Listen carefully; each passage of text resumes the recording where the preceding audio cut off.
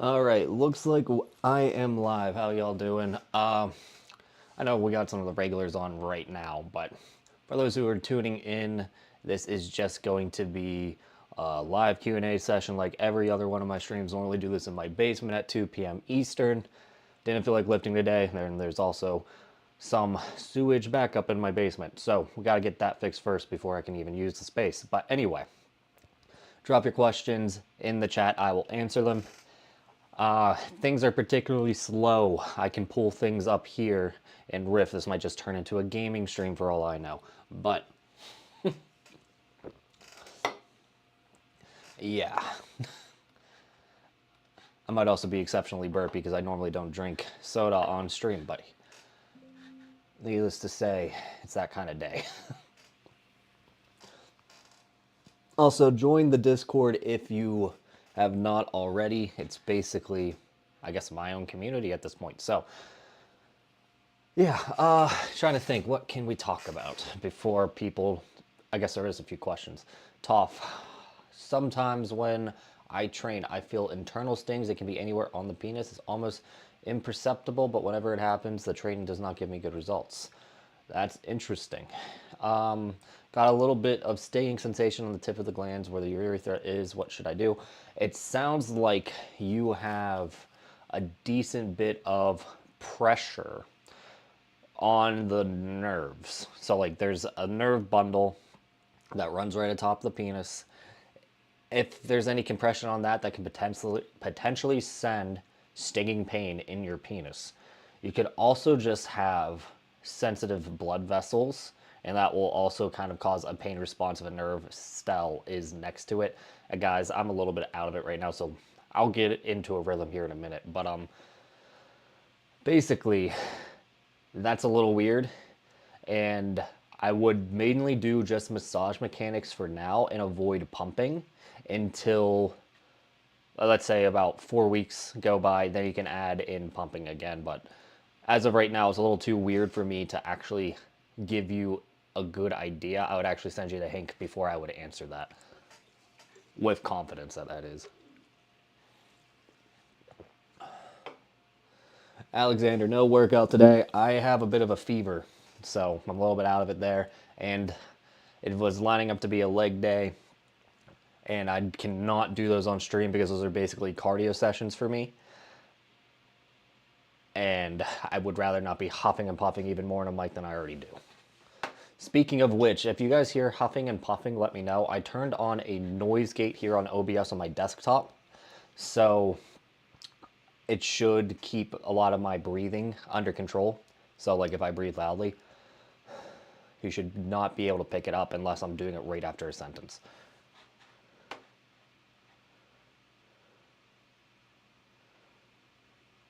Okay. Hi, BD. What do you think of my routine? Says Titan Blood Sovereign. Doing 10 sets, 1 minute pumping in the AM, followed by 20 minutes of compression midday, compression extending, followed by 10 minutes pumping in the PM, and then I'm pumping in the PM as well. So this is his routine. AM and PM pumping, 10 minutes just like my feeder sets. Then we have 20 minutes of extending with a compression style grip with 10 minutes of pumping after that. The only thing I would say adding Titan Blood is the cock ring wear right after the fact.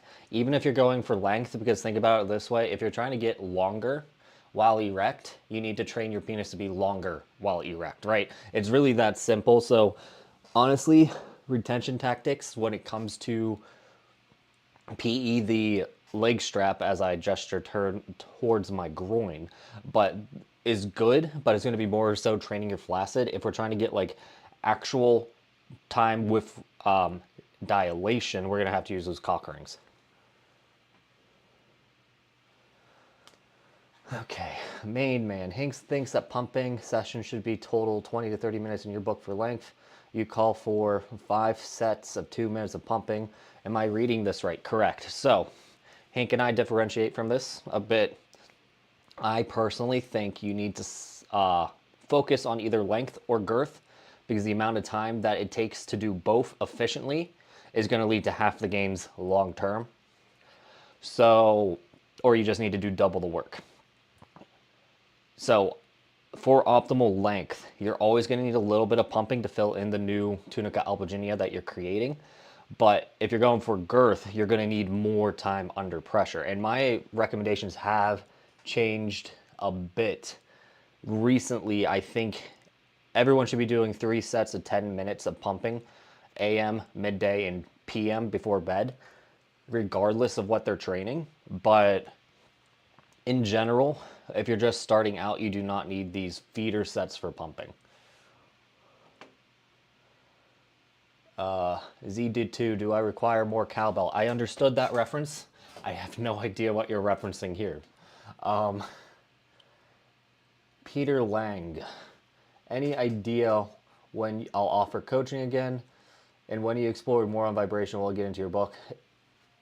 It will work for length and girth and doesn't make your penis less sensitive. So, excuse me. Coaching is on a long pause. The only coaching I'm going to be doing is for my Gainathon contestants, basically. If you guys don't know what that is, I'm setting up a video series where I have 4 people trying to gain as much as possible in a year. The winner will get a cash prize at the end, and I'm coaching them the entire time, so that way I can show my stuff is the best. And I can also have pretty damn good progress pictures for peak male physique, and it's going to be useful for the community to have like proven, almost scientifically tracked progress pictures. But anyway, I'm not going to be coaching for money anytime soon.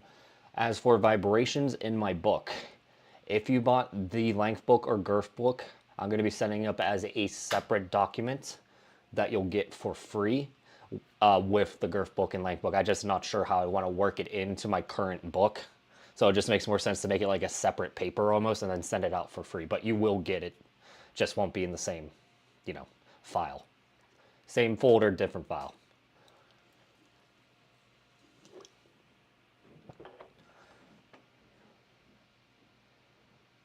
Let's see, just for fun. I'm 2 months in. I have done PE for a year. Wait, hey, in 2 months I have done PE for a year. There we go. That makes more sense. Should I do a month of a deconditioning break? If your gains are slowing down significantly, yes, but like most people will not need a deconditioning break for the first 2 years of penis enlargement, and then you're like sufficiently into the advanced parts. So unless you were training for like, how to put it, progressive overload. So that's going to be like how Male Hanger teaches it. Again, it's not necessarily bad. I just don't think it's that optimal. You're going to need a deconditioning break sooner than someone doing what I teach.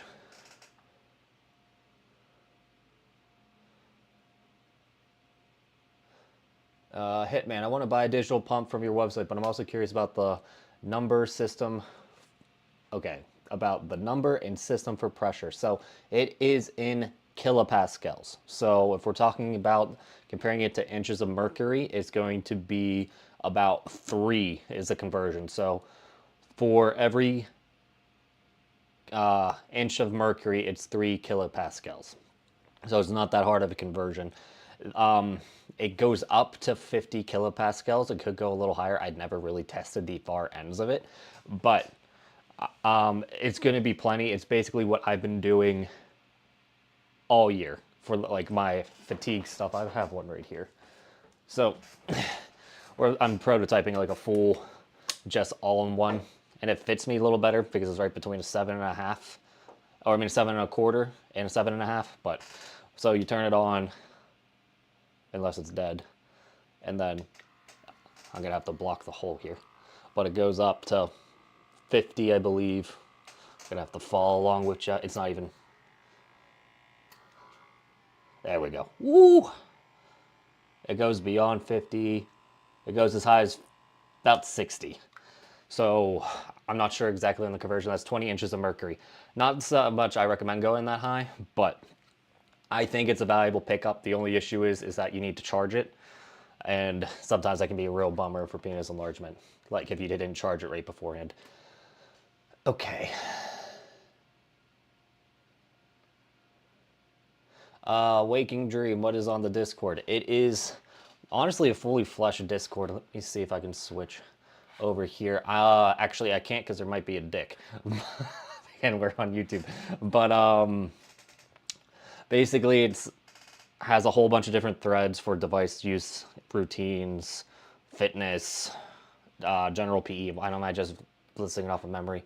Sexual performance, all kinds of stuff. So like, if you just want someone to talk to about penis enlargement that's not on Reddit, it's a very good pickup. Haven't been on it that much lately because I've been so busy, but like, it's still very valuable and a good time for the most part. Kenny, I'm at work right now, but I had a question. I'll have to listen to it when I get off. What's the difference between hypoxia, clamping, and feeder sets? Okay. How many cock rings do you do when you use hypoxia? So for me, feeder sets, while there is going to be a bit of hypoxia with it, feeder sets are with pumping, so you're not going to get full occlusion of the blood vessels, which is not going to have nearly as much lack of oxygen buildup because you're still going to be able to pull in fresh blood. For hypoxia clamping, it's only going to be about 10 minutes total. And then I use 3 to 4 of the cock rings found on Peak Male Physique. Those are the BFR rings. I'm not trying to make this a product spot, guys. It just is what's happening. But basically, 3 to 4 of those cock rings is going to get me fully occluded. I'll stay at my erect size. And as time goes on, I dilate a bit and shorten. And then it starts getting a little bit discolored. But with feeder sets, we're just causing dilation, and then since we're using a pump, it's going to get bigger and bigger, more so than what your heart can do or whatever the little occlusion can do. So if you're trying to train for retention, do feeder sets. If you're trying to train for erection quality, it would be more of a hypoxia thing. Jared Keffer, I've heard you say that you're coming out with vibration device. Okay, I might have to stop answering questions about products. What exactly are you coming out with? So it's the same motor as this with a full fat silicone cover. You're going to be able to do it vertically or horizontally. At least this batch, we might get rid of it because like I have seen no efficacy with horizontal mounting. But anyway, essentially it's just going to be a much more professional version of this. And you'll know it's going to be backed by our customer service. It's really simple right off the top. Eventually it's going to work with our smart system that we're slowly developing, but like that's another topic for another day.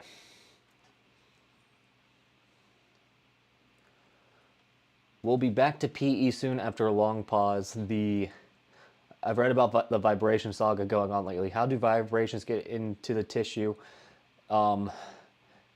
If you do not pack the tube, pumping for girth. So, some of us will be able to like basically get the top of their PP to sit on the top of the pump. So like when I go in, the top of my dick is always going to be right against the side, even when I'm in a very large cylinder. It's just how I'm built. The only time it doesn't do that is it literally in a 2-stage cylinder, and that's for pumping cock and balls. Okay, and that's not going to be good for vibrations regardless. If you do not touch the sides of the tube, all you really need to do is add a little bit of water, and that allows for much better transfer of the energy. It's not going to necessarily be 1-to-1, but it should be enough to see benefit.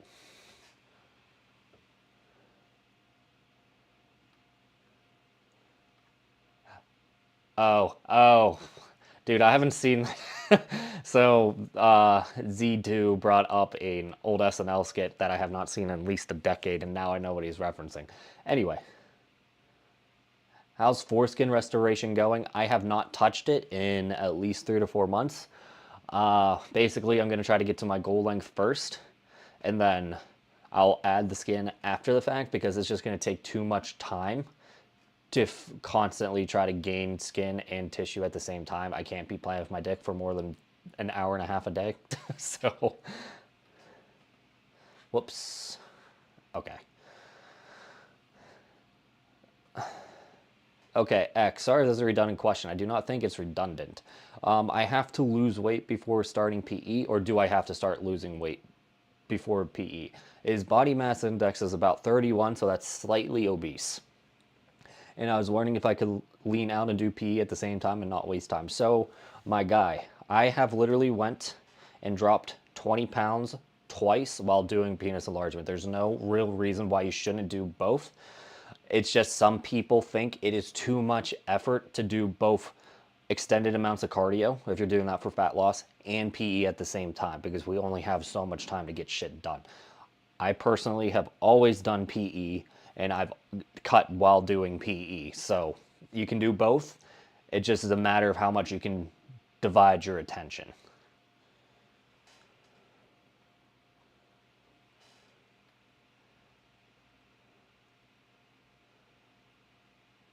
0. So with girth, only 20-minute interval pumping, then 20 minutes, 5-10 minutes later on, but not overwork. So basically, 20 minutes of fatiguing work is going to be your interval sets. That's going to be at normal working pressures. And then your AM and PM sets that are 10 minutes each. So that means you're doing 20 minutes total outside of your working set is going to have the lower pressure of about, for me, that's 7 inches of mercury. And that's basically just training your tissue to take this bigger shape for longer. Because if you're still doing PE, you're only doing like 20 minutes of PE at full max size. So like my idea is like, let's double that with pumping without causing too much damage. And if we add in the cock rings, we can almost 4x that amount. That way the penis is more likely to take that much bigger shape over time.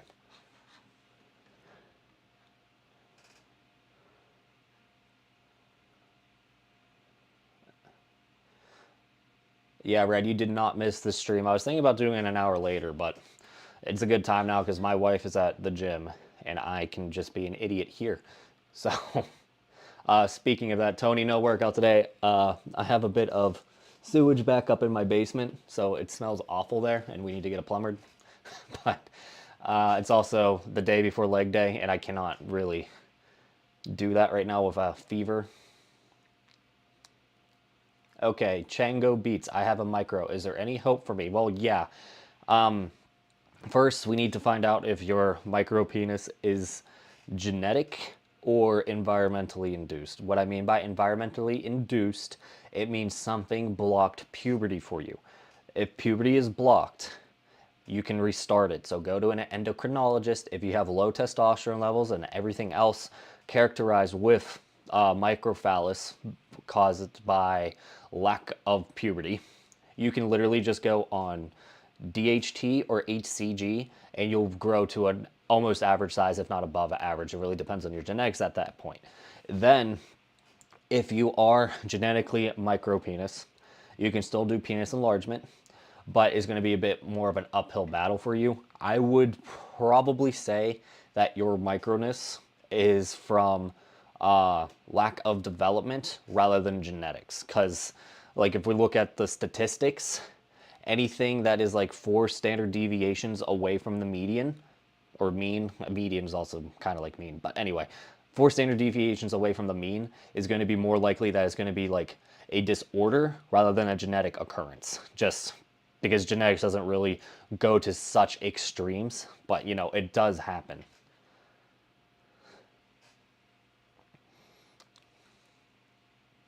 Titan blood.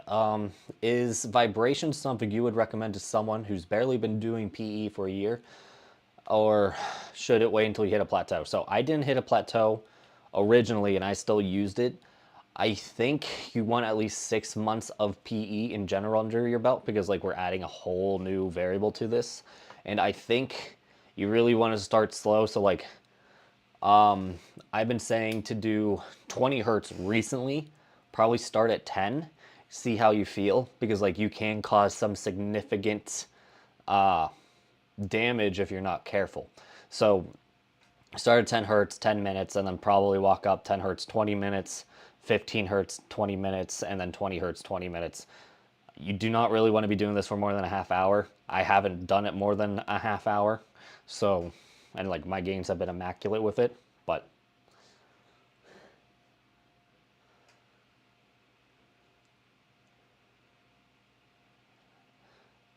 okay, how will Peyronie's disease affect my PE? Well, if you're trying to treat it, I would make that a priority more than anything else, but you can still do PE in the meantime. Basically, for Peyronie's, You need something to break down the tissue a bit. So that could be pumping or the massage mechanics that I teach. Excuse me.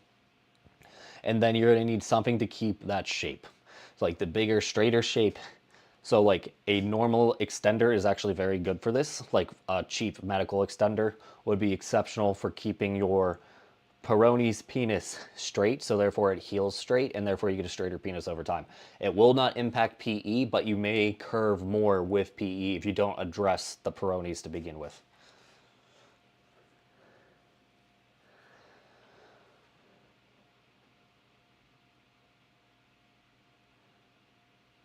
Okay, Mark, I just started PE. What's a good routine for manual stretches? So if you go onto my Pornhub, it's literally BD Peak My Physique. The top video on there that I have is my beginner's routine with manuals. The only thing I would say to do differently at this point is double the sets in total, but cut the set time in half so you get the exact same amount of work, but you get more frequency with fatigue. That's the only real thing I have to change. I already updated in my book. I just have to make the update in the rest of the, free stuff, if you will. Okay, ZD. Wait, hold on. I skipped Infinite. When is it time to increase weight tension the following day? After the session, I will take one day off and back to full power. You don't really need to increase weight or tension all that often. For me, it will be like literally, I'll consider going up a little bit once a month.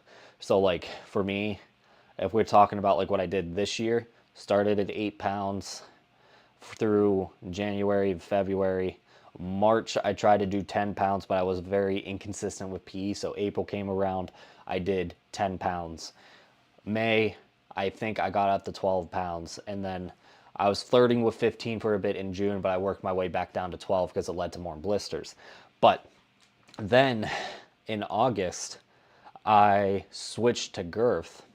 And like that actually led to less strength adaptation in the length direction. Since we did technically take time off stretching the tissues this way, I was able to come back to 8 pounds and get the exact same fatigue metrics that I was getting at 15.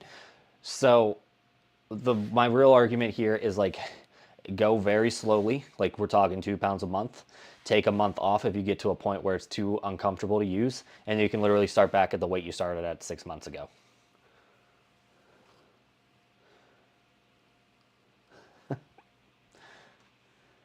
Okay, ZD. If my base measurements are 8.5 by 0.5, blah, blah, blah. If my base measurements are 8.5 by 5.5, and I'm seeing whether my in-session expansion is sufficient, should I go off what it says on the pump?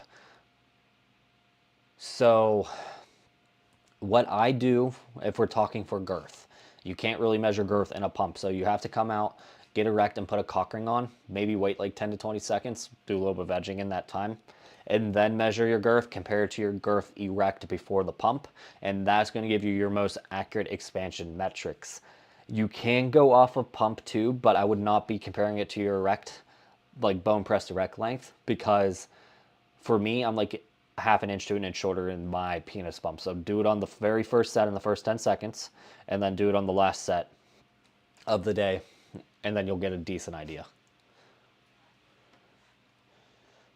Okay, Mr. Cyrillic name who has been on a couple streams. I wanted to ask you what you think about soft clamping and clamping at all. Why is there only a pumping routine in your new girth routine? Well,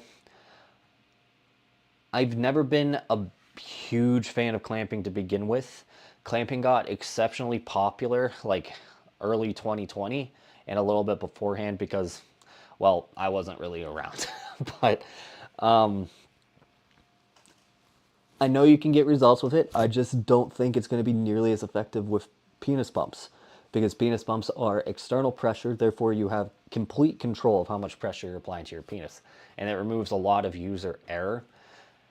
And additionally, if I'm using cock rings 3 sets of 10 or 3 times a day throughout the day, there's a high amount of hypoxia that could be potentially dangerous if I tried to really cut off occlusion a couple more times during the week.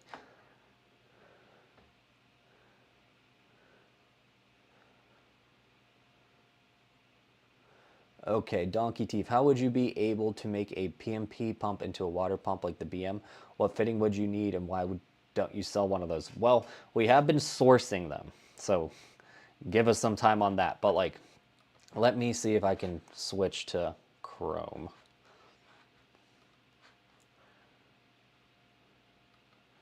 Okay, we're probably looking at a prism here. Let's see. Give me 1 second. I just set up all these scenes today. There I am. Okay, so Chrome, what is it? Water trap. Inline water trap break bleeder. So if we're looking at the, is it on screen, gentlemen? I believe it's on screen. Give me 1 second. It's a bit cumbersome to do live streams, but this part is what you need. It's literally a water trap, and then you cut one side of your line, you cut the other side of the line, and that's going to basically waterproof it. I don't really use this anymore, though. I actually sent mine to Hank for his own testing. But where is the right scene? Face only. But if you just use, like, I want to say between a quarter of a cup or a half a cup of water, you should get full submersion of your dick. And then you don't really have to worry about the water getting into the handle, as long as you keep it, you know, away from the top. So like, if you're gonna move around, take off the pump handle, and then you can come back and then plug it back in once you need to pump up again.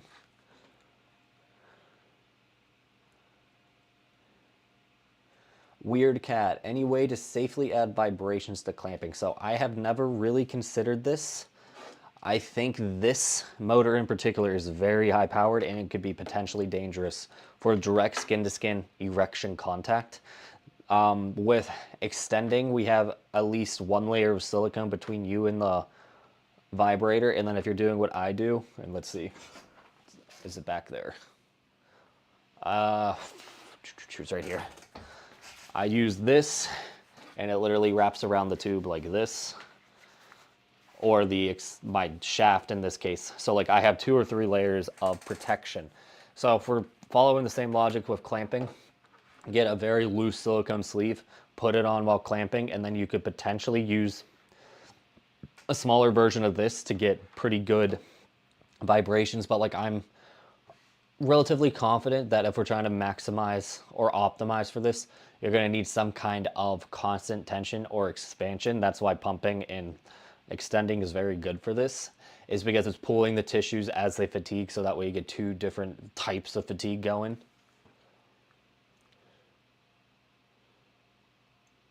Talk more about Peyronie's disease. You would have to ask specific questions, what the fuck, or WTF. I'm not sure exactly what that stands for, but like, I can help you. The thing is like, I can't just kind of ramble on it, because that's what I do in my videos already. So for this, give specific questions, I can help you.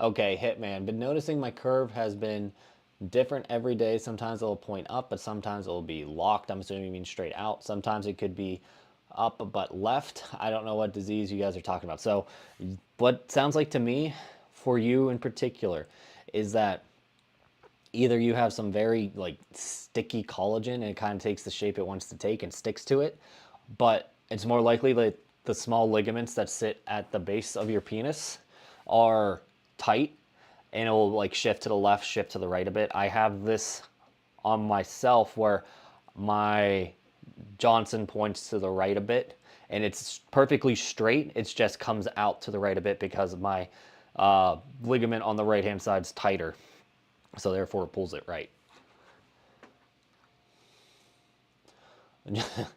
Julian, will it be as effective as Foulback, more or less? Well, the thing is, and I'm going to throw some shade, Foulback has shown that it's not really that effective to begin with. The 2 people that did test it didn't see crazy gains in 12 weeks. And the same time frame with the vibration device I've been using, I gained a ½ inch in length in like 3/16 inches in girth. So I'm hoping it'll be just as effective as foul back, but it's more than likely better than what foul back offers.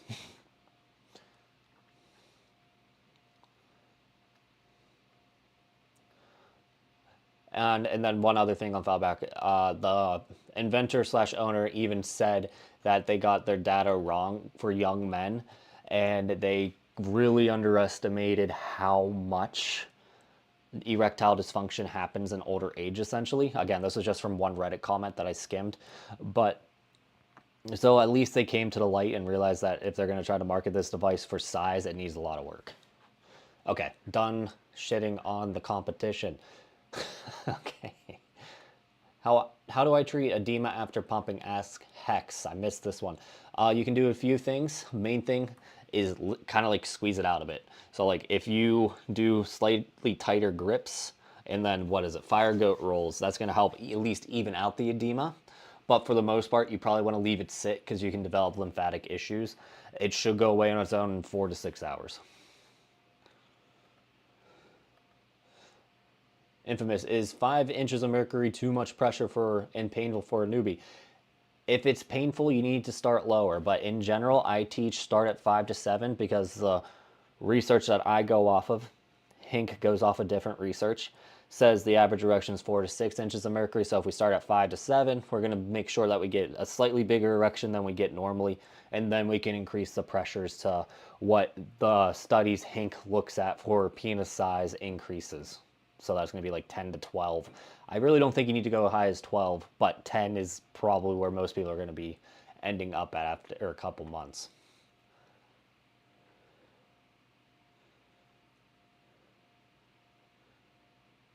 Okay. PDAL 7R. I'm currently not meeting post-pump goals. Should I increase time or inches of mercury? Or that's just saying pressure. Currently doing 36-minute pumping. I keep adding sets. Okay.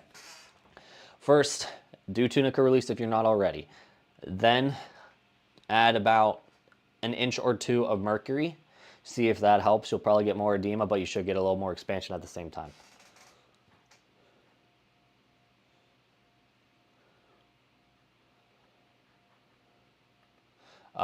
Brad just got an Apex and started extending. Recall you said it's best to do very long sets, 1 to 2 hours at 4% over baseline and then switch to interval. No, that's not what I said at all. I think you're confusing me with someone else. Interval sets.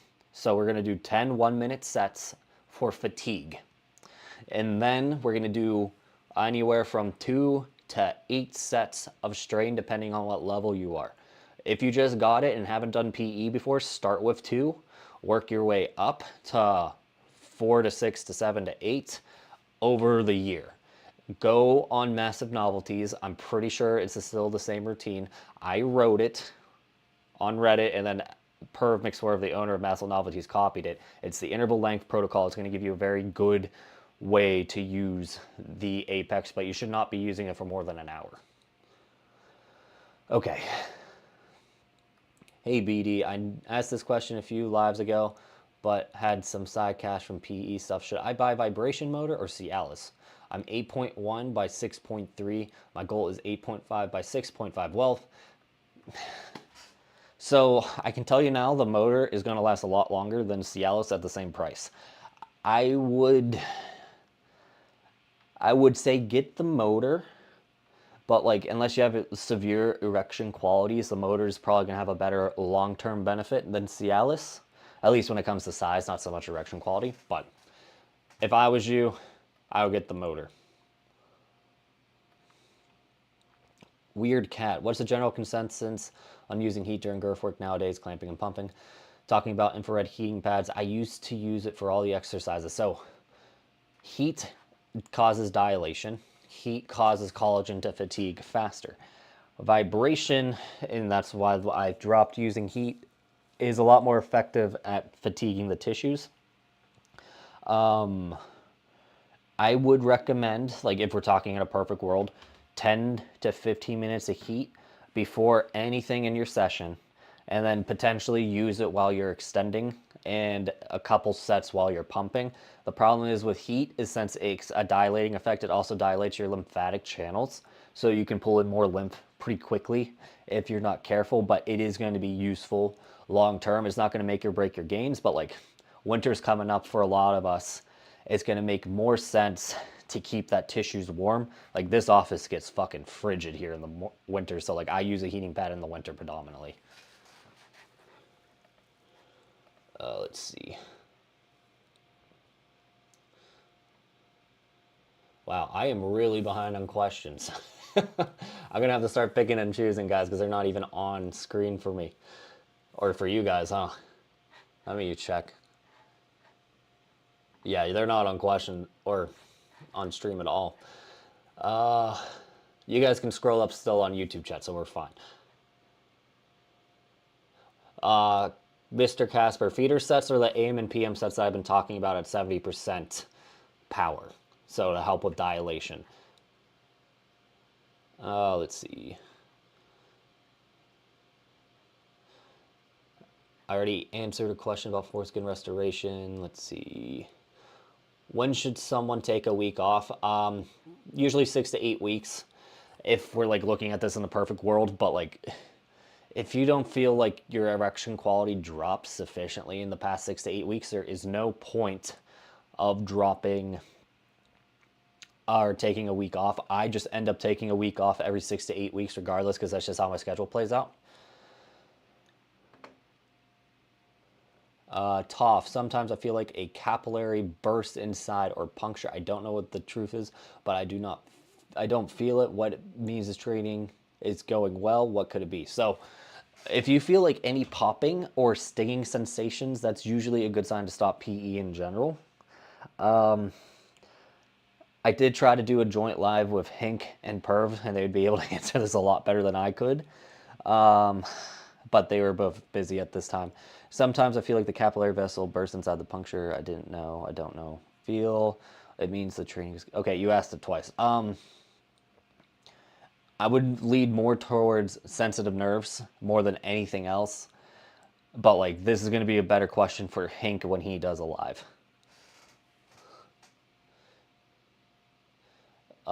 Terse did not go. Do you have to cycle off vigor? Vigor, you do not need to cycle off of. It does not affect your sex hormones. Anything that's going to affect your sex hormones, so that's going to be like virility and vitality and potentially even fortitude. I'm not 100% sure on fortitude, but definitely virility and vitality needs to come off so you don't get a weird dependency with your hormone production on it.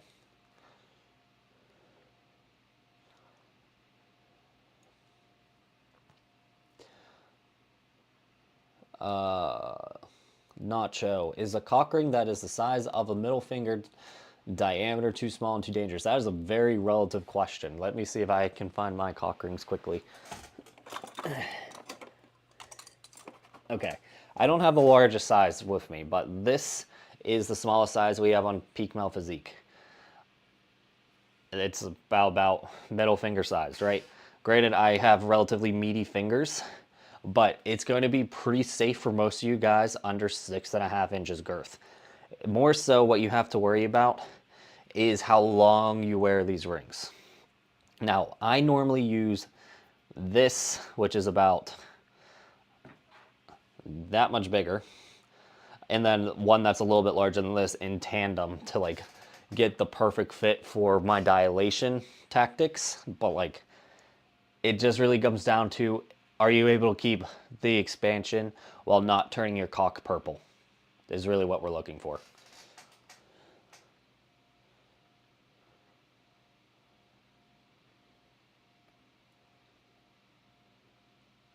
Okay, ZD, I have to say, I still don't understand the cock ring usage. We're putting 3 to 4 rings on.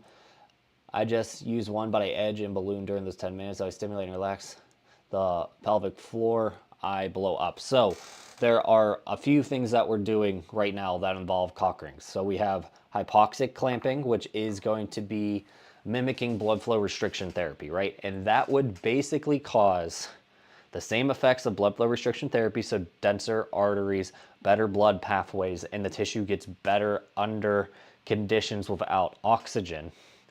With a penis, since it is like, what, 50 to 60% blood vessel, if we can increase the density of that, we can get much better erection quality and then push more out on the tunica albuginea, making our erections bigger in the process. That's going to be 10 minutes of cock ring wear, and it's going to need to be a pretty heavy occlusion. So you're going to have to wear 3 or 4 cock rings, but you're not supposed to be playing with yourself at the same time.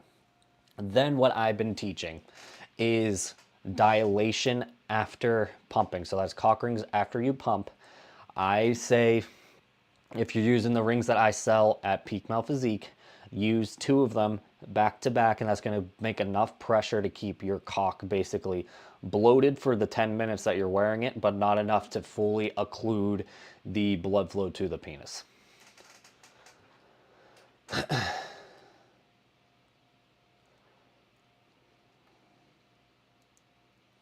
Could I please do a tutorial on Pornhub how to water pump with an air pump via water trap? I mean, I would have to order a water trap, so if I remember to, I'll try to do that eventually. Vincent can't type longer measures, but what I'm worried about is that much pressure on the glands is having to wear it 8 hours a day, 6 days a week. Okay, so using the foul black for Peyronie's, I get to use a pump on my glands, literally gets twice as big after a session and goes away after a day. My glands is smaller than normal. That helps. Can't type longer messages, but I'm worried about that pressure on the glands, having to wear it 8 hours a day, 6 days a week. So it's not going to be that big of a deal, to be honest. You can wear a glands cap, which is going to help with that expansion if you're really concerned about it. But like overall, my glands have gotten gigantic from using a device similar to the Phallus and Forte, no drop in sensitivity, and it just looks a little bit more appealing to me to have larger than or bigger glands than what they were originally. So I wouldn't worry about it too much, but if you don't want big glands, limit the expansion by using a silicone cap or like stuffing some tissue in the tip of the phallus and cap. Malik, holy shit, BD looking huge. I had Olive Garden yesterday, so like I'm really carved up, but thank you. And I really hope the gym results are showing, but you know, it takes a lot of time. Like I'm 230 and they finally like actually filled out my fucking frame. That's a problem for another stream though. Let's see. Can water be used inside a pump to transfer around vibrations? Ask H. Or would it just cause the water to or splash around? So I did do a video on this. It's like 2 or 3 videos old at this point, but it's going to transfer the energy to the tissues regardless. Water is a much better mediator of energy than open space and air is. So like if you can't get in contact with the pump acrylics, then, you know, the side of the pump rather, then using water is probably a viable alternative.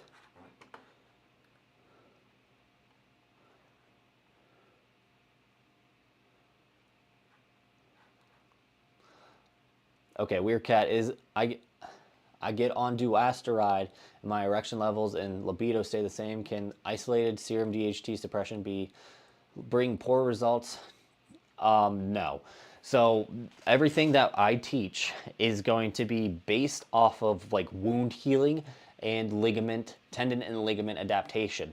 And tendons and ligaments actually heal better in higher estrogen environments because that's actually what helps modulate like bone density and soft tissue density is estrogen. Meanwhile, testosterone is more for muscle mass and everything else. So like people that take a lot of testosterone and then crash their estrogens with aromatase inhibitors, there we go, will actually start having a lot of joint issues because their estrogen cannot like basically keep the testosterone in check. So like if we really want to think about this, being slightly higher estrogen for penis enlargement is going to be better long term than being higher DHT, because DHT is only effective in the penis during puberty. After that, it becomes a game of collagen and blood vessel development. So it's going to be a completely different hormone profile needed for that.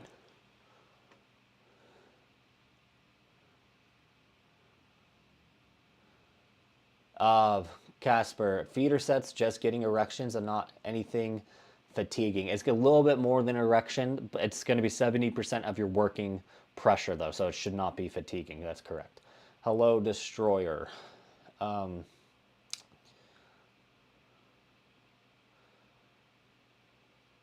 Let's see. For the retention meta, maintaining an erection for some time, same as the old saying, use it or lose it. No, use it or lose it particularly means that if you're not getting erect frequently, you are not going to be able to keep at your max size. What this is saying is like, if we're trying to stretch this thing out, we're going to need to keep it stretched out so it can't go back to its original shape.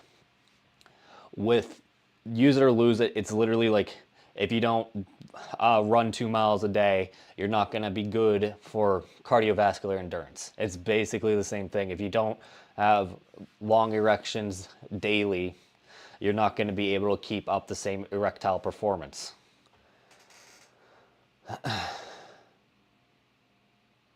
Okay, how do you connect the retention kit sold on Peak Male Physique? I should have the little strap around here. Yeah. And I do have a bell. Cool. So, I'm going to wait to see if I'm still on screen. But in general, normally this would come with 2 straps for us meaty-legged guys. But this goes on the edge. And then imagine this is attached to my PP, and it goes right here. And then if you order 2 of these retention kits, you can do it around the hip. But there's some concerns about going around the hip, particularly if you're like very close to your hip crease in length. You can kind of like cause pressure to your nerves.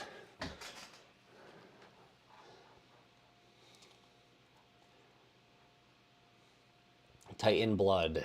What do you think is more effective for long-term growth, assuming a routine with a moderate routine such as yours, or a program? Should your program rest days in or take them as needed? So like, lately I've been taking them as needed, but like, if you get good at it and actually know when your penis is like a little low on energy, is a good way to put it, you don't need to schedule in the rest days, just take them as you need them. I personally match my PE stuff to how busy I am going through the week. It is far more important to me to make sure I can get enough sufficiently long sessions in rather than try to squeeze it a half-ass session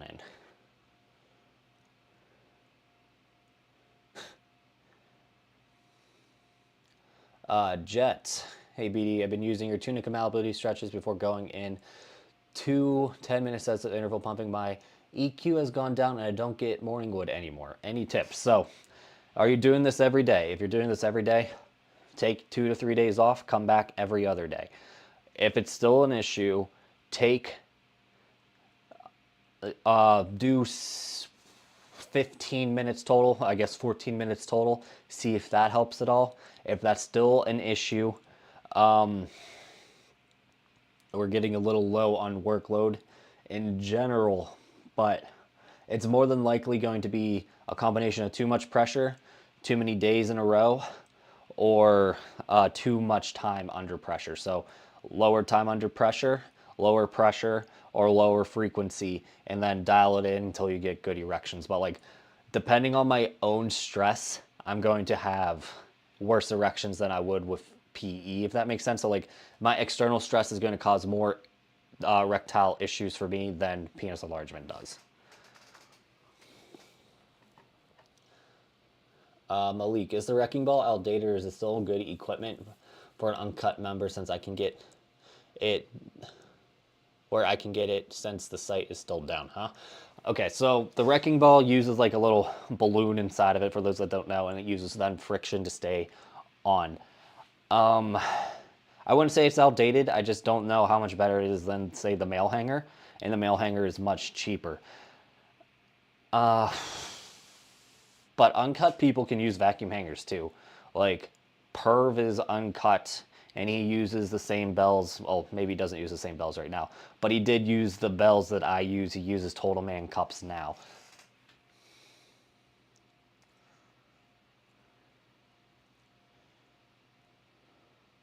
Holy shit.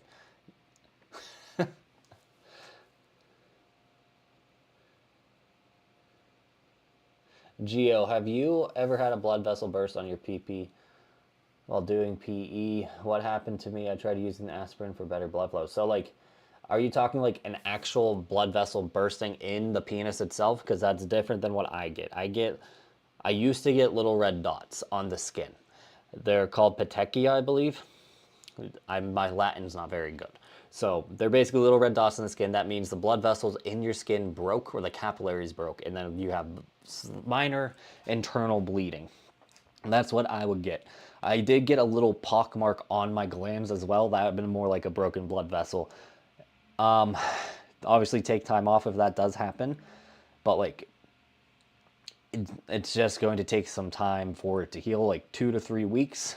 In my case, the little pock mark I had on my glands stuck around for about a year because it has to work its way through the skin, and each layer of skin pulls up a little bit of the pock mark. And it's gone now is the important thing. It's more so take it a bit slower, try to figure out what exactly you did to cause it. And it's usually going to be because you used equipment with too much weight, or the equipment was not properly fitted for your size.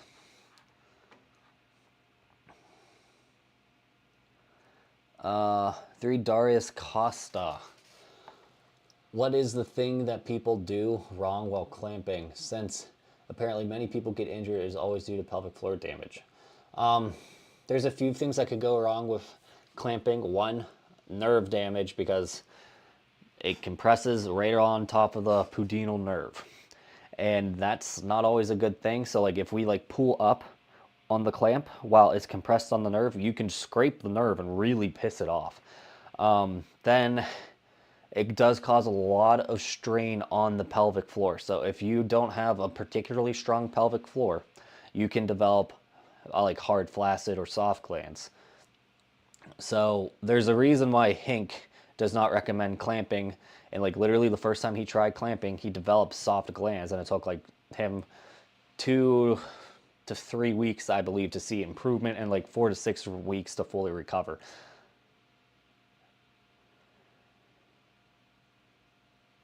What's the best material for cock rings? Basically, any skin-safe silicone is going to be your best bet. I used 100% silicone. There are like those weird jelly ones. They don't really give the best occlusion. This is just pure silicone though.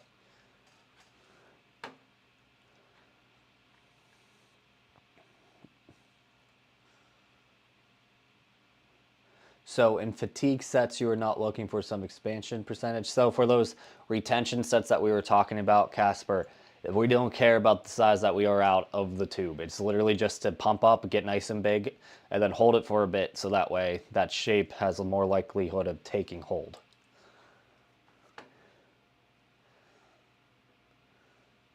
Flip Ive. I used a Bathmate for 10 years every day for I used a Bathmate 10 years ago every day for 6 months, but I noticed that it goes down fast afterwards, then it goes up. Now I tried a ring after popping. It's going to stay with me. Gains are going to stay with me for a long time. Okay, that was a ride. The problem with Bathmate is since it's a water-based pump, you can get a lot of edema pretty quickly, and it's not necessarily going to lead to new tissue. So I would not count on that long term. That's why we really recommend using air pumps, is because you can limit edema much better and have better control over the pressure. Just be a bit careful wearing rings right afterwards with the Bathmate. I know it's a bit of a oxymoron or hypocritical of me to say that with how much I've been wearing cock rings lately, but like you get a lot more edema with the Bathmate is all I'm saying. Infinite BD is stacked. I'm like literally a 40D, so like my tits are 4 inches out from my rib cage.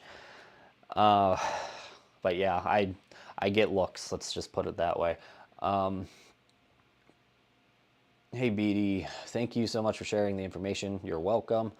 When you use the apex, should you have it fully pressed against the bone or slight pressure against the fat pad? So no matter what I do, when I put this on, it's going to like wobble just a tad, and it's because I have less fat pad than I did like 20 pounds ago, fat wise. So like as long as you're getting sufficient transfer of tension to the penis, it doesn't matter if it's in full compression or not. But how would I put this? The spring meter is going to be more accurate than like whatever wobble it is, because it's literally just touching the sides. The main issue and the reason why it doesn't always sit flat is that this is a huge fucking base, and the pelvic floor or the pelvic bone does this and like something like that almost. So like it's not a flat surface, therefore it's hard to like put an actual structure on it and not expect it to sway a bit or sit funny. And that goes for all extenders. It's just apex, since it has such a wider base, it can move around a bit more. Okay, Mr. Tula, when I do little sets of 4 minutes of clamping, I see less edema.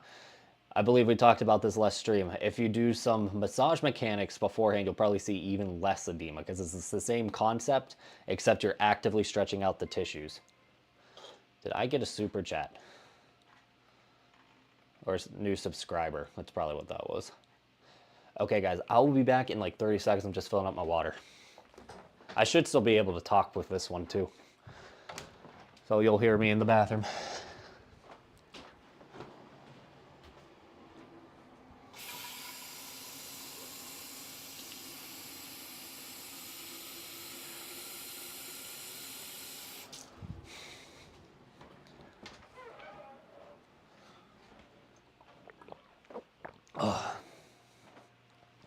Oh, let me get the door.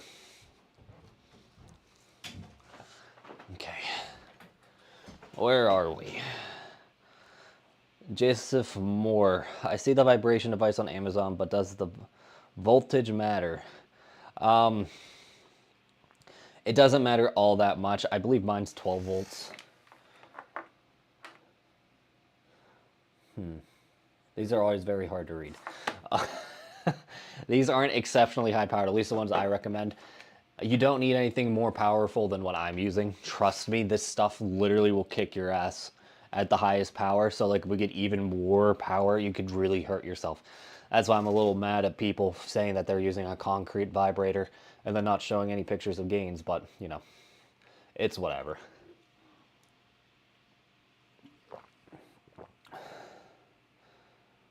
Here, maybe I could just, am I logged in for this one? I'm trying to see if I can find the motor real quick, because it's like on my order list. Okay, Amazon's not letting me do it right now. Sorry.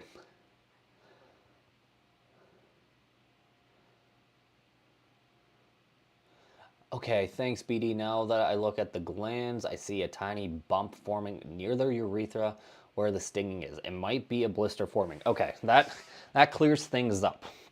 So your glands are very nerve dense. If you've been pumping or even using a vacuum extender, you can cause nerve tingling, especially if you're sensitive. And the urethra is going to be relatively nerve, or like the opening around the tip is going to be relatively sensitive as well. So like you probably cause some inflammation in that area, but it's not as a big deal as it seems. Like after I pump, I have a bit of urethra swelling as well, and you're probably just hurting the nerve. So again, take a week off, and then come back at like, I don't know, 2/3 of the pressure you were using, and go from there. I keep hearing a little ding. Is anyone else hearing a little ding? I hope not.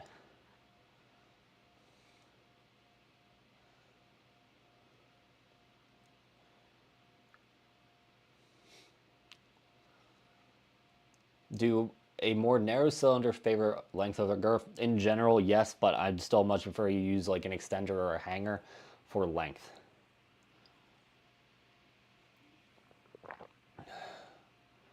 What is the best glands protector when extending? Taping's usually your best bet because it's going to match your skin perfectly. I've gotten blisters with silicone cups, or you know, silicone protectors, I guess. I don't use them anymore for that reason. And that's one of the reasons why I don't sell them. Tape is going to be usually your best bet. And then the water trick and lotion is going to be more if you want glands expansion and are not using like super crazy weights. Okay, Vincent. but being on androgens with increased DHT conversion, isn't that beneficial for growth? Also about growth hormone, healing agents like BPC-157, TB-500, how much will this aid in growth? So let's talk about this. You are 15, 16.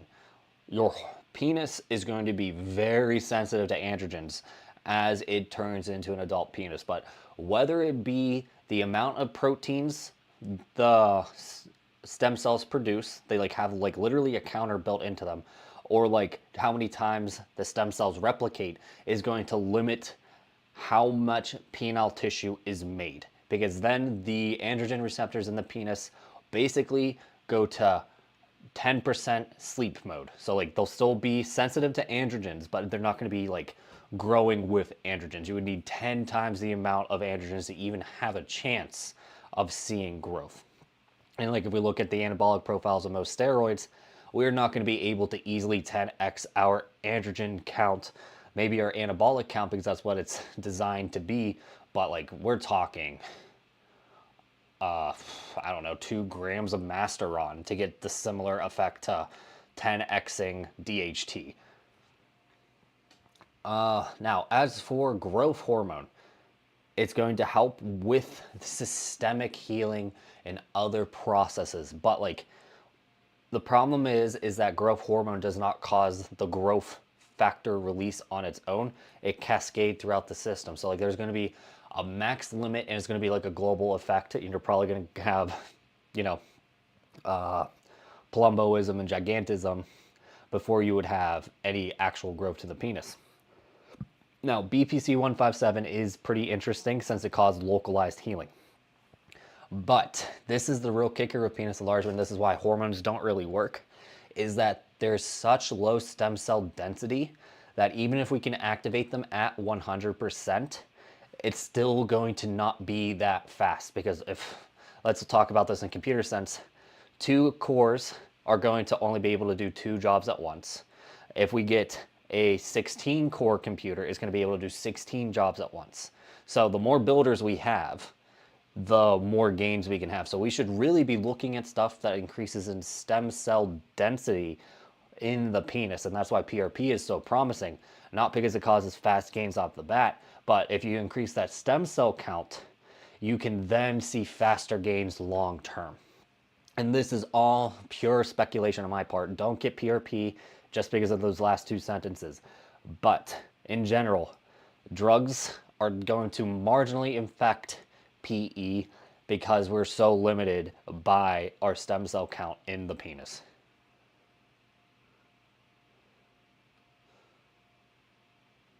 Now, okay, Vincent brings this up and so does Jake. DHT-based substances will cause higher libido. Therefore, you'll get more erections more often and potentially harder erections. That could be beneficial long term, but like it's not going to be the biggest thing. Like if we're talking 10% more gains just from being on DHT-based substances, 10% of a 16th of an inch is like what, 1/160th of an inch? We're not going to be seeing that on a ruler anytime soon, right?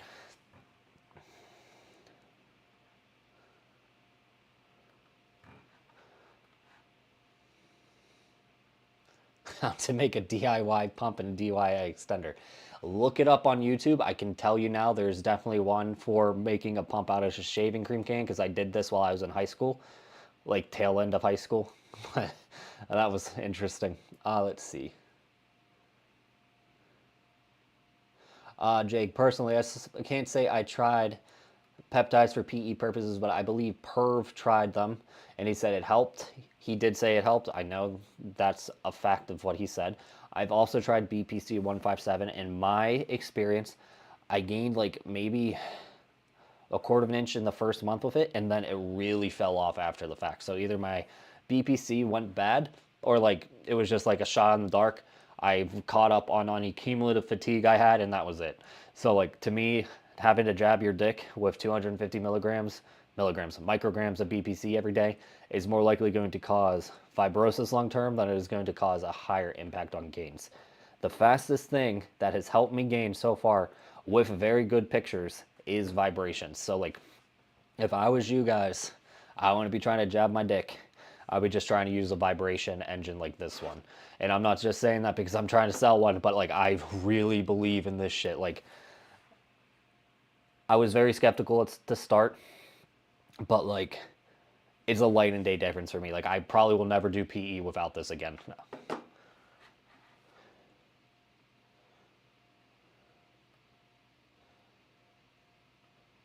Philippe used a Phalanton Forte plus 6 months, 7 hours a day, 6 days a week. Went from 17 to 18. So that's cool, dude. I'm not shitting on your gains or anything. I just think there's going to be a point where, like, how many hours did you do? 7 hours a day. Like, you could probably get the exact same gains with 3 or 4 hours a day. Because, like, there's only so much the tissue can stretch in a day. And if you just keep it stretched, there's benefits to that. But, like, growing new tissue takes more. It doesn't take as much effort as we used to think. There we go.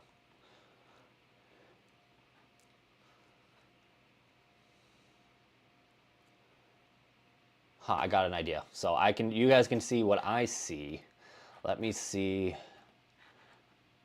Oh, this is getting complicated. Add. Wait. Sources and. Wait, I know what I can do. I figured it out. Give me 2 seconds, guys. Pop this out. Copy. Make browser.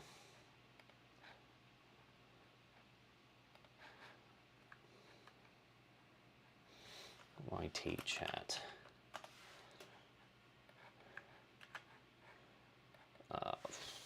What should we make this with? 1600? No.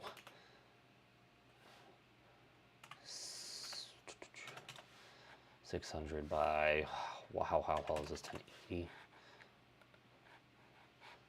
Yeah, there we go. Okay. So now when I scroll on this, you guys will be able to see what I'm looking at, hopefully. Nope. Fuck. All right, let me try one more thing. Properties, we'll delete this. We'll go to add browser. No. What was it? Was it window capture? Window capture. Chat. There we go. So that should work. Yeah, we got it. All right, now where was I?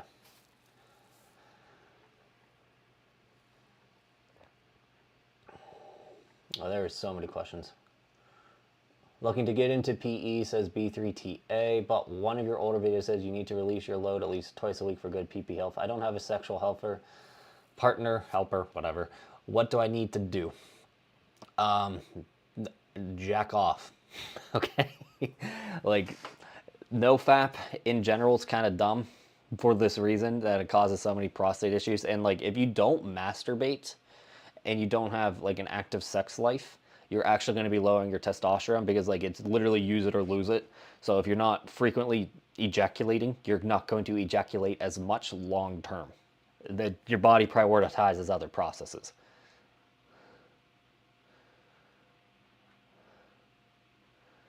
Appreciate the EU friendly stream. Keep them coming. So Chaos, I'm usually here 2 hours, or I guess 3 hours earlier than this. So you EU boys get me early, at least for me, like us in the United States. Okay. ABD, I'm new here. I know that you only talk about PE, but please tell us about your sunning your Johnson. Any experience? I am not a nudist. Here in the United States, we have very strict lewd laws, so like that is never happening. Like I do tan before vacations, and I even wear a sock like over my junk, so that way I do not have tan lines, but I also do not have potential skin cancer on my dick. So, Jake or Vincent, where do you suggest I pin the peptides? I know you're talking to someone else. Above the fat pelvic region. So the problem is the penis itself is a pretty isolated system beyond the skin. So like if we're trying to get into tunica albuginea, we're going to have to go through a layer of skin, 2 layers of fascia, And then you're going to have to get onto the tunica albuginea, which has a very passive blood supply. So anything injected is going to have to be very fucking close, if not literally in the tissue, and that's another reason why not to do it.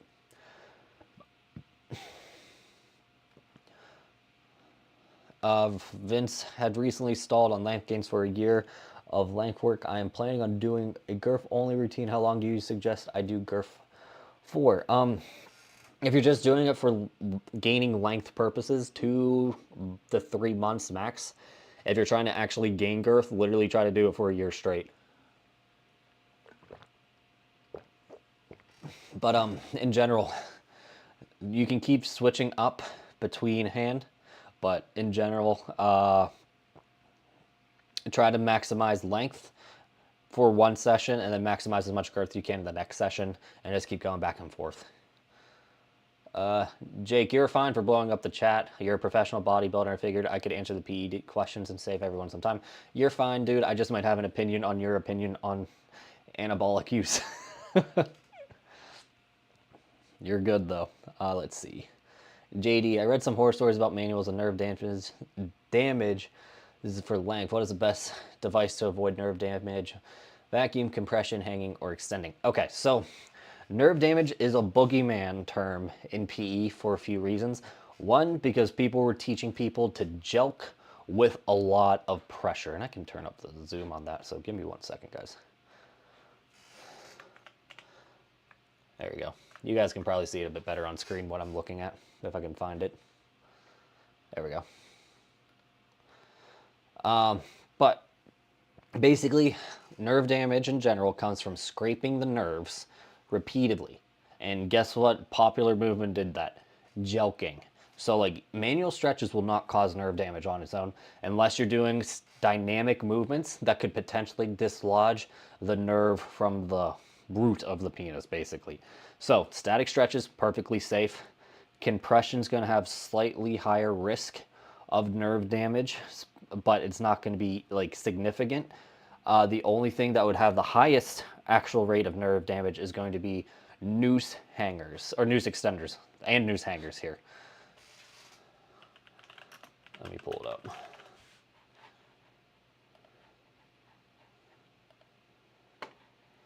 I gotta find one that doesn't have a dinger in it. Surprisingly difficult. Wow. Maybe it's because I have safe search off. Oh, this is a good one. Okay, we are switching to desktop plus face. And what? There we go. I believe there's dicks anyway on screen.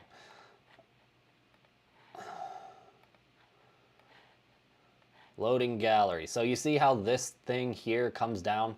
When it's on a penis, it is going to go right between the glans and the corpus cavernosum, putting a shit ton of pressure on the nerves, and you can actually like fray the nerve bundle with it. So be exceptionally careful if you use a noose extender. Get a vacuum extender beforehand. Whoops. There we go. Now, where is my chats?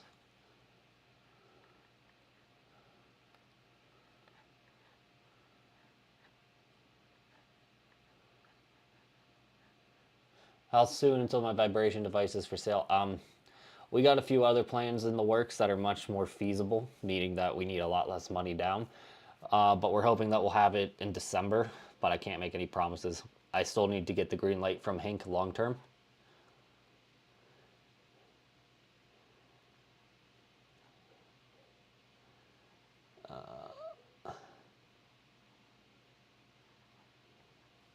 Thank you, Waking Dream, for asking people to chill. Let's see. What stance do you think is best for pumping? I usually sit on the edge of a chair. The other time standing, the cylinder is always horizontal, maybe pointing slightly downward. So it doesn't really matter. I get slightly more expansion sitting comfortably in a chair than I do laying flat on my back. But like, it really doesn't matter because your blood's going to be working with you. Since it's an active system, laying down like on your belly, for example, like use a massage bed or, you know, whatever, massage table rather, and stuck it through the hole, you'd probably get more lymph that way because it's literally gravity then. But Julian. Okay, could the apex give me a loose circumcision? I'm tightly circumcised. It could. I've seen improvements with mine, but like if you actually want a looser circumcision, you got to do foreskin restoration. Was that your question I skipped? We'll find out. Manifesting muscle. I've been using retention rings post feeder sets for pump where we are with retention sleeves throughout the day since flaccid side is more pumped up than normal. I don't know how much of a difference it's going to make adding in sleeves compared to anything with the cock rings, because like we're getting that dilation, and on top of that it's going to kind of train shape better just in general. I'm doing this for me. Okay, let me rephrase. I am doing what I think is best does not necessarily mean it's going to be best in 2 or 3 months when I prove it's not the best. If you think sleeves are going to be better, by all means go for it. But I think sleeves can push out some of that dilation and potentially hurt gains overall. Tyler, I bought Vigor Shield and Safeguard from Leviathan, but you also sent a second batch from PMP and I only paid for one, huh? I thought you should know in case you're sending out double orders. Okay, so make sure you didn't subscribe to the bundle deal, Tyler. Other than that, you can be more helpful to us if you go to help@leviathansubs.com, send us an email with your order number and we can see that we were stupid. But thank you for letting me know. Let's see. Anton, when do you recommend switching from a 1.75 to a 2.0? I'm measuring a 5.5 over, but I know the air pumping sizing chart. There was a slight typo on the sizing chart. 5.5 is the max size for a 1.75. You will not get bigger unless you go up to another tube. So go to a 2.0 if you can. Julian, what was more effective? How effective is it in comparison to no vibration? What do you mean? If we're talking effectiveness of vibration, I'm literally seeing double the gain rate. So like I was gaining about 1.2% every month before vibrations. After vibration, I was gaining about 2.2 to 2.4 a month. So like that's substantial. That's the difference between an 1/8 of an inch and a 1/4 of an inch from a guy my size. Now, I am the only one right now that has any evidence of it actually working. So, as high as I am on this, I would recommend you guys rationally wait till you see more evidence before you potentially subject yourself to nerve damage. Not saying that you will if you're following my recommendations lately, but there's always that chance. I do not want to have a bunch of broken dicks on my behalf because I've got lucky with this.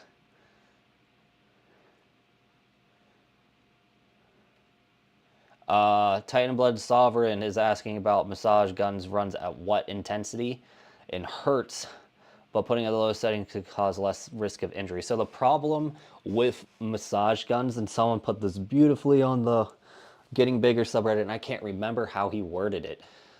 Or no, I can't remember his name. I know how he worded it. Is that massage guns go way too deep compared to this. This is only going to travel as like that much, maybe 1 to 2 millimeters.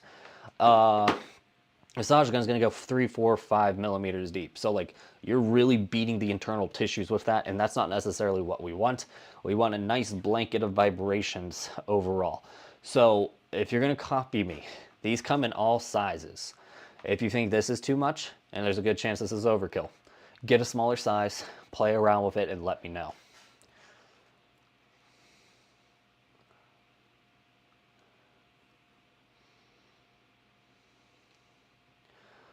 Jed, I'm overtrained because I have a steel bar. I'm not having any kind of erection difficulty keeping one. I'm not having any kind of erection and I'm having difficulty to keep one. I'm afraid if I rest and develop fibrosis, it's the final blow. Or it's a lack of blood flow to the D. So, steel cord. I actually had to switch my opinion on this. I could pull up my anatomy software, but there's too many questions to do that right now. Essentially, steel cords are thicker than I thought they would be, but they're also much closer to the surface than I thought they would be. You can get some pretty decent work to the steel cord That's the septum of the penis. So like where the corpus cavernosum, there's two glands. I guess the camera's here, right? So it does this, and then you see where the tips here and here are. That's going to be what the septum is. So that's going to just be a bunch of collagen. We can work that pretty well with just heat and even potentially vibrations. So like if we're trying to get rid of steel cord, heat 10 minutes, massage mechanics, and then light extending with heat is practically going to loosen that tissue up as much as possible.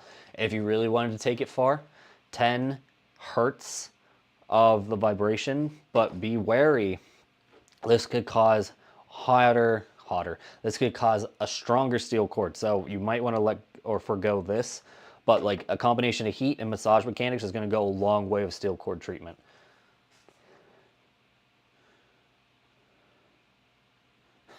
Vincent, don't sun your D. It gets way more burnt than the rest of your skin. Are you speaking from experience? Jose, beginner 3 weeks in. I can do 8 to 10 pounds when extending and 10 inches of mercury when pumping, staying within the healthy fatigue range without issues. Should I decon and restart with lower weight? I would, that's tough. I would recommend you do take a week or two off, come back a bit lighter, and just focus on erectile function for the beginning. Because like what I've noticed is that if people jump the gun and start with like an advanced routine right off the bat, they don't gain anything and they just get a very dense collagen and they're like, oh, PE doesn't work, but it's because you didn't listen to us. So let's come back, do like 5 pounds and then 7 inches of mercury, and you'll probably get very good results. Anton Ruff, clamp then pump or pump then clamp? Pump then clamp, because it's basically going to allow you to keep all that expansion that you got from pumping, and you won't have to, or you'll get the better retention tactics from it. Jose, your tissue has not already adapted. It takes like 6 to 12 weeks for the tissue to adapt to a new strength level. So you're probably good. Just don't overdo it. Go Hona, would it be okay for new users of PE to use 10 hertz of vibration while following your beginner girth length routine? If you're doing manuals, it'll be very exceptionally hard to put this on and do manuals. This thing is a little over 4 inches long. So unless you are over 4 inches long, non-bone pressed, if your shaft alone is only 4 inches long, plus the glands, you're going to have to be at least 5 inches non-bone pressed to wear this device. It doesn't matter for a penis pump, obviously. But, fuck, what was I going to say? I would not add in vibrations as a beginner. I would wait at least till month 4, because too many variables at once leads to harder problem solving.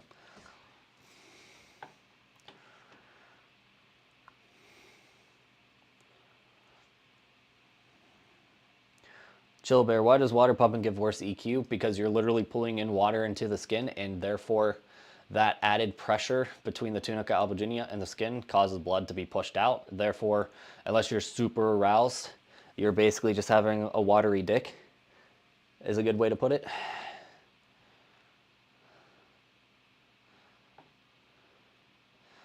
Skit, check out my the new idea for girth video plus the interval pumping video, and that's going to be basically 80% of what I will teach you. What do you think is the best strategy to gain length and girth? Do it for 3 months each. Originally it was going to be like 6 and 6, but like right now, any bets are off.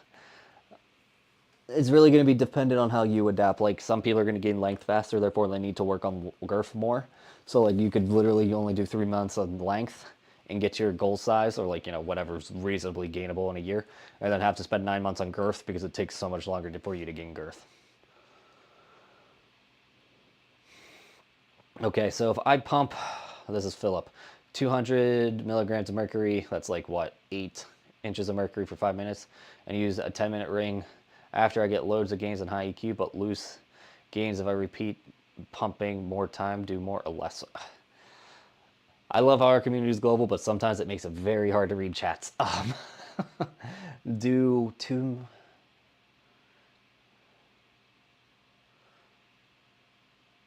So if you pump, you're losing the size, is what you're saying? You should be doing pumping at least every day at relatively low pressures, and then like 4 to 5 days a week you want to be doing like actual working routines. I need to actually do videos talking about this setup though. Pet yo, can I gain 1 inch in length in 1 year using this method? 15 minutes of manual stretching and 20 pumping right now. 1 time in the morning, 1 time in the evening would be nice if you gave me some other advice. It's good enough. You probably want some massage mechanics, that I could really see that routine falling short in about 6 months when you fully develop a couple rounds of strength adaptation. But it's going to be more so luck if you can gain 1 inch in a year more than anything else. Because like we're thinking about stem cell count, and if you don't have particularly high amount of workers, it's just going to take you longer to gain. Why is vibration effective and what does it do internally? Okay, so I'll give it to you real briefly in this video or live stream, but like Golden Path Part 4, I explained it very well, why vibration works and why my contemporaries are not gaining as well, even if though they're using vibrations. Okay, sorry, Red is in the chat. Red is my orders guy, so like he's confused what Tyler was talking about. Anyway, why is vibration effective? Okay, so direct contact vibration plate therapy. So we have a vibrator rubbing against the skin, not the skin, but like in contact with the body. Tissues that are close to it have increased lymphatic drainage, have increased stem cell activity, increased collagen production because of the higher stem cell activity, and as well as increase in bone density. So logically, if we applied that to our penis while we're doing fatiguing work, we're going to have a much better activation of the stem cells responsible for protein production. And in my case, that led to double the results in this about, how long have I said I've been doing this? I think it's been like 3 or 4 months at this point. So it really just comes down to is that the vibrations cause more fatigue to the tissues, which also then makes it easier for us to do shorter routines and gain with the same as longer routines. I don't know why I have 2 thumbs up.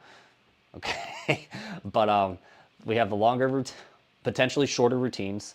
We have direct stem cell activation through vibration, and then the vibrations also increase growth factor secretion, because all the growth factors are just basically hormones laying in between collagen weaves, and as the collagen weaves vibrate, the growth factors secrete out, making the stem cells go even crazier. So it's like literally a 3-factor storm to everything else. Pet yo, I'm pretty sure I did answer your question. It's just not a very well worded question. I can't promise you gains, and I think your routine's going to need more work. And remember, we're on YouTube, so this has to stay like PG-13 in the chat, so get creative with what words you use. Nacho Macho, this is a much nicer setup. Well, I work in here, so it's nice and quiet. But I prefer my gym streams because it's a little more casual than this. And quite honestly, there's less people, so I can keep up better.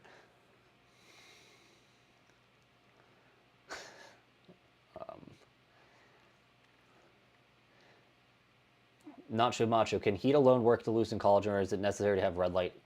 So the red light apparently increases collagen synthesis, so it does something with the stem cells. But heat in general will be enough to cause the chemical bonds in the proteins of the collagen to break down. So like there's hydrogen bonds in collagen, right? And once those hydrogen bonds break, they break open and make a straight line of a peptide chain. With heat above like 105 degrees Fahrenheit, there's an increased chance of those bonds just breaking rapidly, and the higher you go, the more likely those bonds will break. So like when we're cooking at 350 degrees Fahrenheit, it's almost guaranteed that the collagen fibrils will break in the meat that you're cooking. It's a very similar idea to that. It's just much lower energy. So yeah, any heat source will work. Red lights just seems to be the go-to right now, because a couple research studies show impacts on collagen synthesis in skin. What time is it?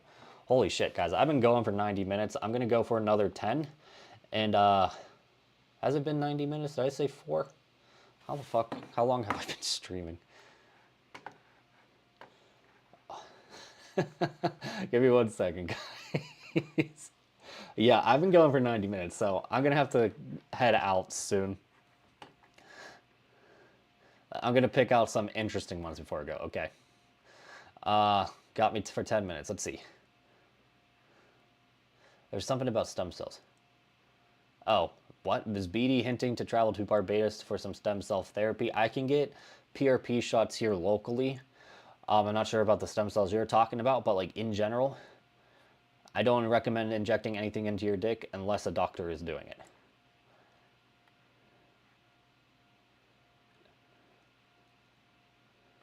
Okay, Paragon the Cool. Is it true with retention training for consistent PE will cause permanent gains over time, or are we just calling it more conditioning of the penis, causing more conditioning? No. So, again, you guys need to check out the Golden Path Part 4 video. Retention comes from the idea that collagen, as it lays around and is lack of use. So, like, if you haven't been very trained heavy, hold on, let me think of a better way to word this. I'm getting tired.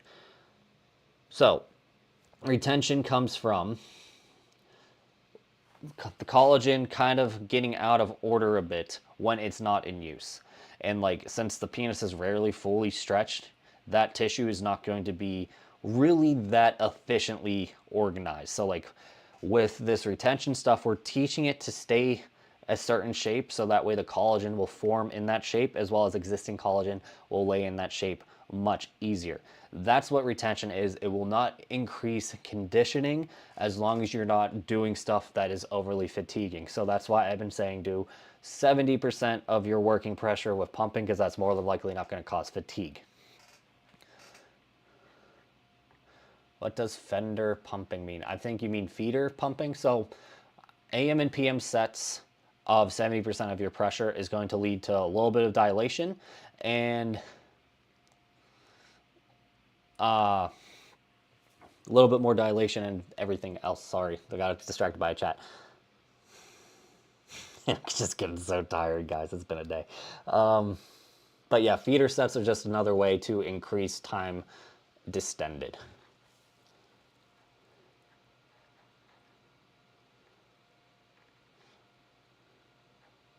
Nebby, is that My Hero Academia in the background? Yes, that is All Might. I am a mainstream weeb for the most part. Zyralam Labai is how to get 2 inches of temporary girth gains. Well, like, you could technically pump for like 3 or 4 hours and get 2 inches of temporary girth gains. They won't be usable. If you actually want that, get hyaluronic acid injections, and they'll be at least an inch, and it will last about 6 months to 2 years before you need a top off.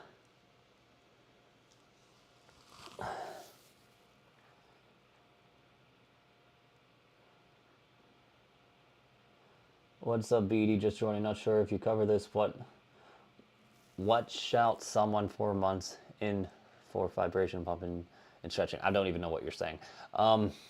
Titan Blood, I saw an old post of yours talking about radio frequency as a potential way to break down collagen. Do you think there's a risk to use that type of device to expedite gains? So there's someone that's been popping in and out of the streams. I think his handle is TJM. There's a device called Vertica that he wants me to research a bit on. And it's relatively the same concept. So like there's going to be a device specific to the penis that uses radio frequency to like help realign collagen fibrils. I don't know how effective that will be. And I think it takes a bit too long with like the device I showed off, for example, to actually be of use. There's a reason why I haven't used it. It takes like fucking half hour to use it. So Nacho, you're talking about me having the chat out like this. I can see if I can figure it out on my setup down in the basement. But yeah, this is definitely a lot better.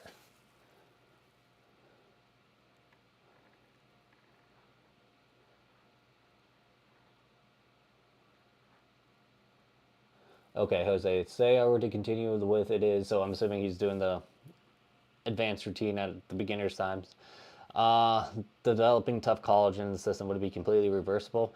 even with a decon. So the more strength adaptation you have, the longer time off you need. But at a certain point, the tissue is going to be so untrained, it's going to practically be new tissue. It takes about 3 months for the tissue to lose 2/3 of its strength adaptation. And that's like looking at an Achilles tendon that has not been used whatsoever. So long term, it's going to take you at least 3 to 6 months to like get back to a near baseline strength, like your beginner level.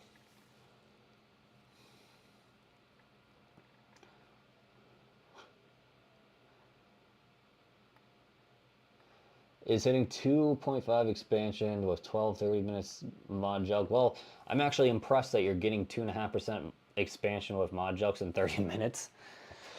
Wait, is that less than that? That's 5 minutes? 6 minutes? So yeah, that's pretty good. Honestly, if you did 10 minutes worth of it, you might actually get into the correct expansion range, which I didn't think was possible, so good for you, man.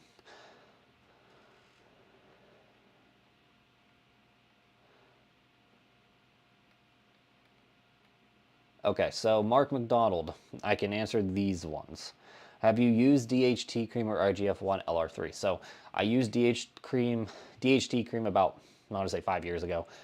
It had a marginal increase on gains at the very beginning, but then I could not replicate the same results. So like I was able to put on like maybe a quarter of an inch in a month, but at the same time, my testicles were shut down within the first 10 days. DHT is not a forgiving or compound, so do not do that. And then with IGF L1 LR3, fantastic muscle building compound, very little use for penis enlargement.